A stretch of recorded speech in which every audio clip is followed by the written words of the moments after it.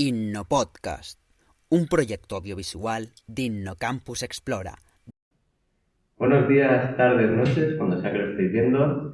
Hoy en los podcasts de InnoCampus traemos a Luis Martínez Gil, virólogo e investigador de la Universidad de Valencia, que está especializado en interacciones virus-hospedador, como por ejemplo del COVID o otros virus menos conocidos como el Nipah, y proteínas como el ABCL2. ¿Qué tal, Luis? ¿Cómo estás? Hola, buenos días. Muy bien, perfecto. Pues queríamos preguntarte, ya que estamos sobre estos proyectos, acabas de mencionar como tus investigaciones sobre el Nipah, el que no es muy conocido y otras cosas. Bien, nosotros en el laboratorio, tradicionalmente hemos trabajado con virus y trabajamos con virus que se conocen como pues el coronavirus o virus que se llaman virus emergentes. Estos son virus que o bien actualmente los niveles de estos virus son muy reducidos, pero potencialmente pueden aumentar, es decir, puede ser que exista una pandemia de estos virus en el futuro, o, como tú dices, virus totalmente nuevos, ¿no? Que acaban de aparecer, como podría ser el coronavirus hace un año o dos. En este sentido, tenemos varias líneas de investigación, algunas un poco intentando, como bien has dicho, estudiar cuál es la interacción entre el virus y la célula que infecta, en este caso sería el hospedador, y luego algún otro tipo de proyectos un poco más, digamos, intentando obtener algo más práctico, ya sea una antiviral o algo por el estilo. Dentro de estos proyectos estaría lo que os comentaba, las proteínas BCL2, que son unas proteínas, una familia de proteínas que se encargan de bloquear la apoptosis. En el caso de los virus, estos virus tienen unas proteínas que controlan la apoptosis celular, es decir, lo que hacen es evitar que la célula muera para poder replicarse al máximo posible dentro de la célula. Uno de los mecanismos para bloquear estos virus sería bloquear ese tipo de fenómenos, ese tipo de proteínas que bloquean la apoptosis celular. Y en estos temas relacionados con la apoptosis, proteínas como esta, ¿se podría aplicar de alguna forma a tratamientos con cáncer? Correcto, muy buena pregunta, de hecho. Nosotros comenzamos, como somos, estudiando proteínas virales. Nuestros estudios con proteínas virales, sin embargo, nos han llevado a desviarnos un poco y volver a estudios de proteínas celulares. Dado que el control de la apoptosis, el control de la muerte celular está tremendamente relacionado con el cáncer, nosotros, de hecho, nos estamos un poco desviando y volviendo, como te decía, a trabajos más fundamentales de biología celular, viendo cómo podemos modular de una manera relativamente novedosa los fenómenos de apoptosis y con ello la muerte celular y con ello potencialmente cómo podemos inducir esa muerte celular para prevenir fenómenos de cáncer, ¿no? Prevenir o tratar fenómenos de cáncer. Y metiéndonos en un tema totalmente de actualidad, aunque ya llevemos 2 años y pico, el COVID está presente en nuestras vidas. ¿Cómo lo ves actualmente? ¿Crees en próximas olas? ¿Crees que es irresponsable o que ya era ahora las mascarillas fuera y interiores? Bueno, obviamente mi visión no es la de una persona de la calle, digamos. Sí, pero como todo el mundo. En el sentido de que yo estoy muy metido en el ajo, ¿no? Entonces, lo veo desde un punto de vista diferente. En cuanto a si va a haber variantes nuevas, obviamente sí. El coronavirus ha demostrado ser un virus que no es que mute mucho necesariamente, pero sí es verdad que tolera mucho las mutaciones, por lo cual acumula muchas mutaciones. Eso va a provocar que antes o después haya nuevas variantes.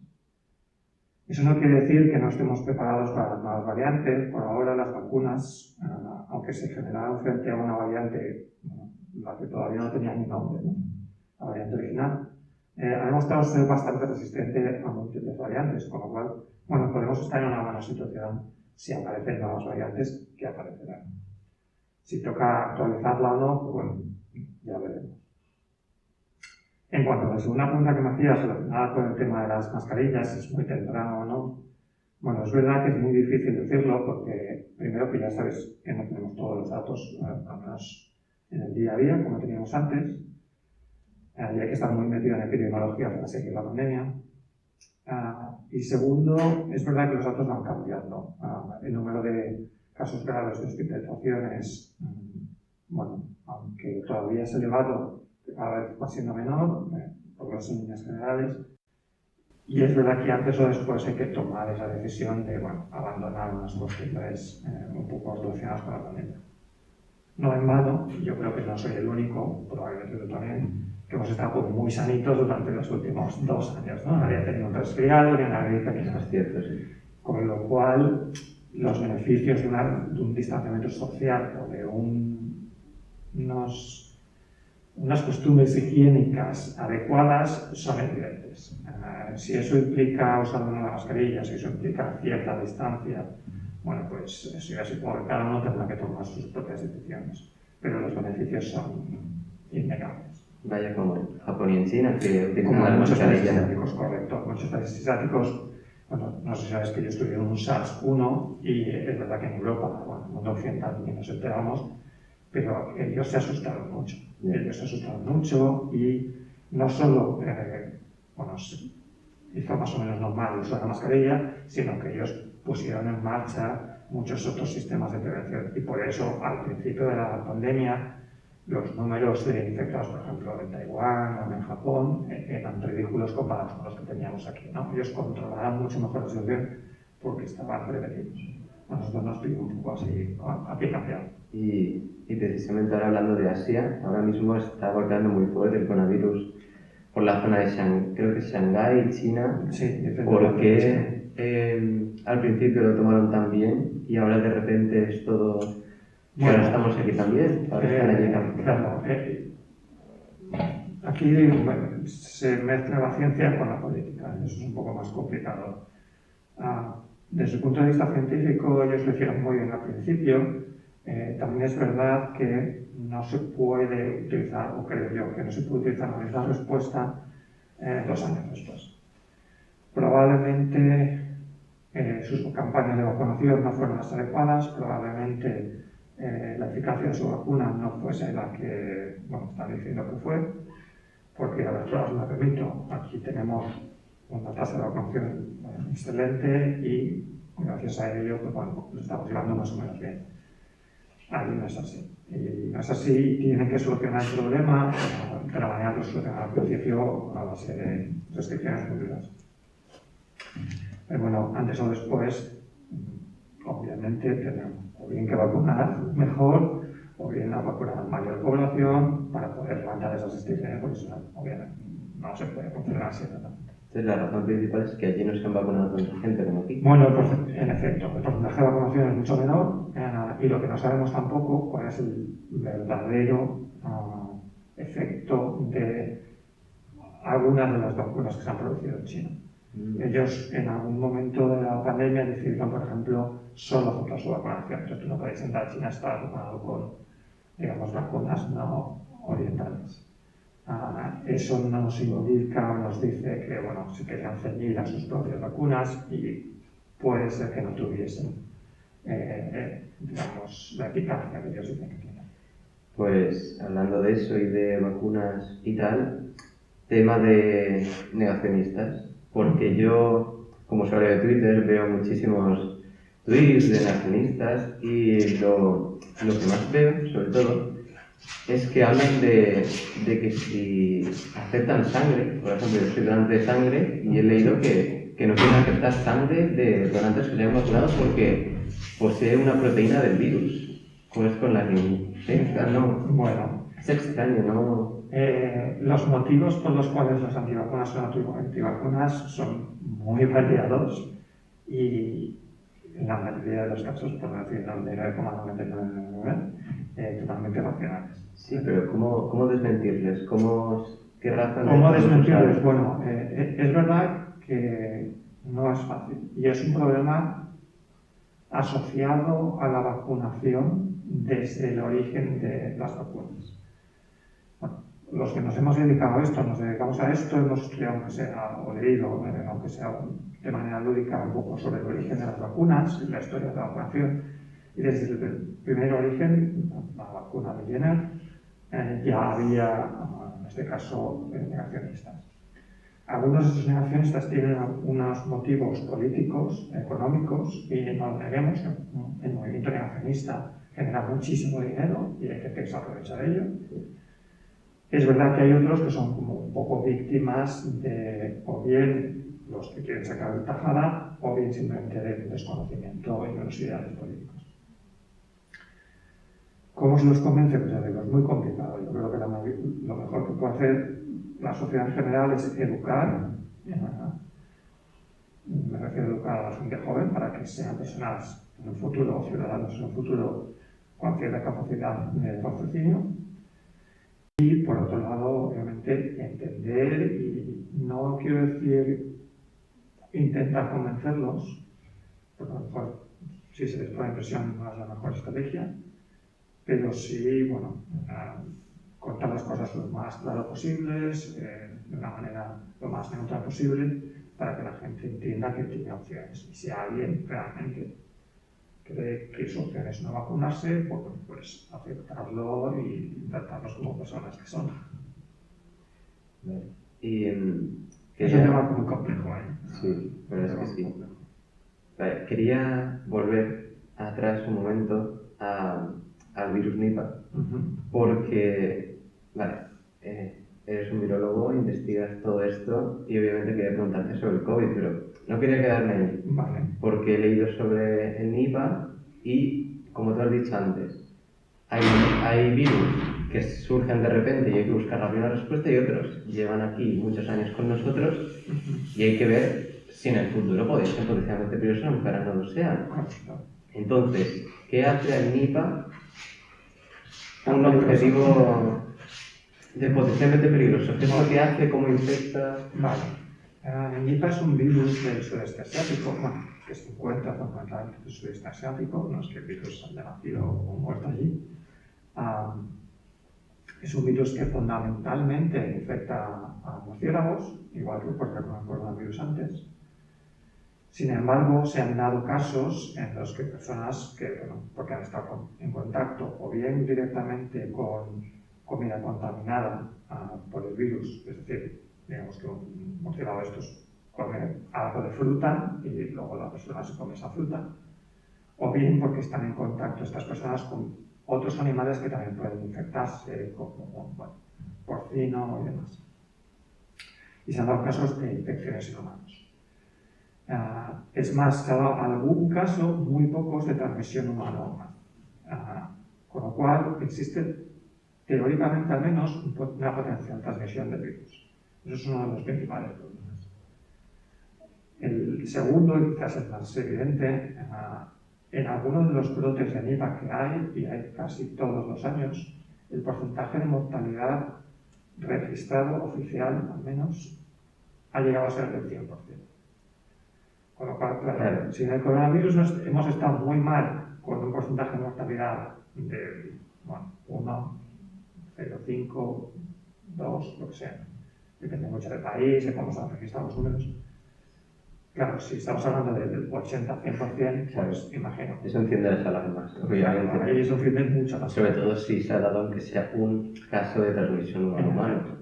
Se han dado pocos, muy pocos, pero es verdad que podría ser potencialmente muy peligroso.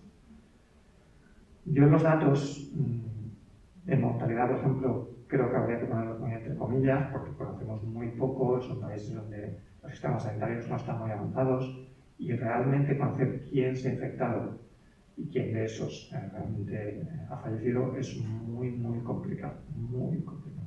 Con lo cual esos números, bueno, habría que ponerlos entre comillas. No en vano, sí es cierto que es un virus para el cual no tenemos una protección natural, es decir, nadie de nosotros se ha infectado por nada parecido, por lo cual no existe inmunidad existente.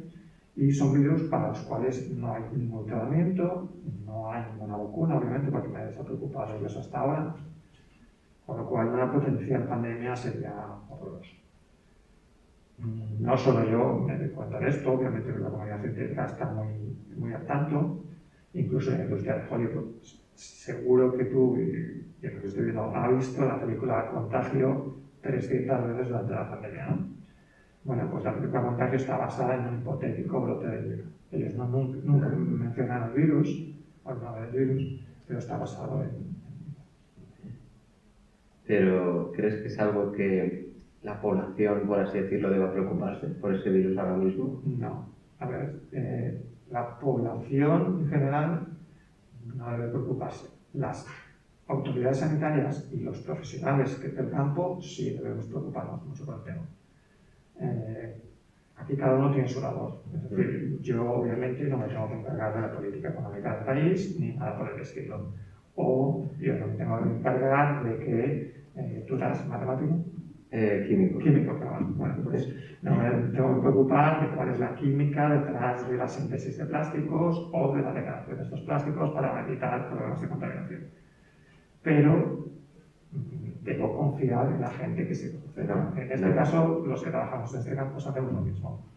Tú no te tienes que preocupar de ello, yo me tengo que preocupar de ello y tengo que tomar muy bien. Sí, es un trabajo en equipo. En efecto, no todos podemos estar preocupados por todo porque la cosa no funcionaría. Es que como estábamos hablando aquí de 100% mortalidad casi y tal, Sí, quería preguntártelo para dejar tranquila a la gente. Sí, ¿no? los números son muy espectaculares, muy alarmantes en efecto.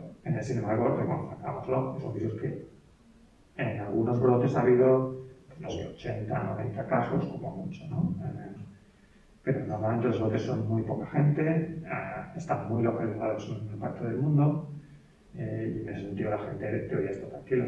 También pensábamos lo mismo del SARS-1. No, es que está muy localizado y es que hubo pocos infectados. Y luego hemos llegado el 2 y no está esto. Mejor tenerlo y no necesitarlo, y necesitarlo y no tenerlo. Mejor tener las vacunas preparadas y no necesitarlas, los antivirales preparados y no necesitarlos. Claro. Y frente, por ejemplo, otros virus, por ejemplo, ahora, hoy en día, se teme mucho el calentamiento global. Y sabemos, se sabe que hay muchos virus, aparte de bacterias, congelados en el permafrost. ¿Cómo afectaría eso de cara al futuro? ¿El COVID ha sido como un aviso del planeta de que se van a venir virus en el futuro? Bueno, si no paramos esto. Es verdad que en el permafrost existen muchos virus que no sabemos cómo pueden afectar a todo el ser humano. No solo en el permafrost, en cualquier aspecto, en cualquier nicho ecológico existen virus a los que tradicionalmente el ser humano no está expuesto y ahora sí, porque estamos como comiéndonos el planeta, ¿no? En ese sentido, es muy importante los trabajos que existen de vigilancia sanitaria en el sentido de ver qué es lo que hay por ahí, ¿no? Y qué nos puede afectar. Eso es, por supuesto, primordial. Eso no quiere decir que ahora estemos más expuestos a pandemias de lo que estábamos años o siglos atrás, ¿no? Si uno revisa la historia, ha habido pandemias cada poquito, vosotros sois muy jóvenes y no os acordáis de estas cosas, pero bueno, por ejemplo, seguro que os acordáis de el MERS, a lo mejor, que se habló mucho, un coronavirus, en este caso de Oriente Medio, no se dio mucho interés porque no llegó a la población o porque se quedó un poco a mitad. Pero hay una pequeña epidemia, hubo SARS-1, hubo la gripe de 2009, que fue bastante famosa. Entonces, ha habido muchas pandemias y seguro que todos conocéis la del SIDA, por ejemplo. Sabéis que en los 80 hizo casos estragos y los sigue todos. No nos olvidemos que en África sigue siendo un problema enorme. Con lo cual, pandemias ha habido muchísimas. De hecho, las pandemias han modificado la historia de la humanidad en muchos sentidos. Y pandemias seguirá habiendo. Como bien has dicho, lo importante es estar preparados para lo que venga y aplicarse lo máximo posible, es decir, conocer lo que puede venir, ¿no? Más allá de eso no podemos hacer nada. Y bueno, sí, de cara ya a concluir la entrevista, ¿qué puedes decirle a la gente que debería sacar de todo esto? Porque han sido 3 años de pandemia y ahora más que nunca, la gente ha tenido un virus muy presente en sus vidas. ¿Qué puedes decirles para que saquen en bueno, que saquen en claro de todo esto y que mantengan en sus vidas? Bueno, claro, o algo positivo podemos sacar, creo, varias cosas. Uno, que, como te comentaba antes, ciertas medidas higiénicas creo que hay que mantenerlas y no sería malo que nos lo recordasen. Eso por un lado, obviamente. Otro, que yo creo que todos los que estamos metidos en ciencia, de alguna manera, hemos respuesto de una manera muy correcta. Con lo cual, yo creo que la sociedad en general puede o tiene una prueba de que hacemos algo que sirve para algo, ¿no? Sirve para algo y que somos capaces de, en un espacio de tiempo muy limitado, dar respuestas a problemas complejos, siempre y cuando la sociedad nos dé su apoyo. Y eso es un poco romper una lanza en favor de la ciencia en general. Nuestro trabajo no genera algo que la gente vea todos los días, con lo cual nadie te va a dar las gracias ningún día. Entre otras cosas porque nuestro trabajo no tiene una acción-reacción directa, ¿no? No tiene un beneficio directo en el momento que lo haces. El beneficio se ve 20, 30 años después. Con lo cual, creo que la gente ahora es más consciente de que la ciencia está ahí para algo y podemos generar algo positivo. Básicamente eso. Cuídense y déjennos trabajar y confíen en nosotros como unidad científica. De acuerdo, pues muchísimas gracias por venir, por darnos tu tiempo y espero que la entrevista haya servido y haya entretenido a mucha gente y de nuevo gracias y hasta aquí otro podcast más de InnoCampus. Adiós. Síguenos en las redes sociales @InnoCampusUV.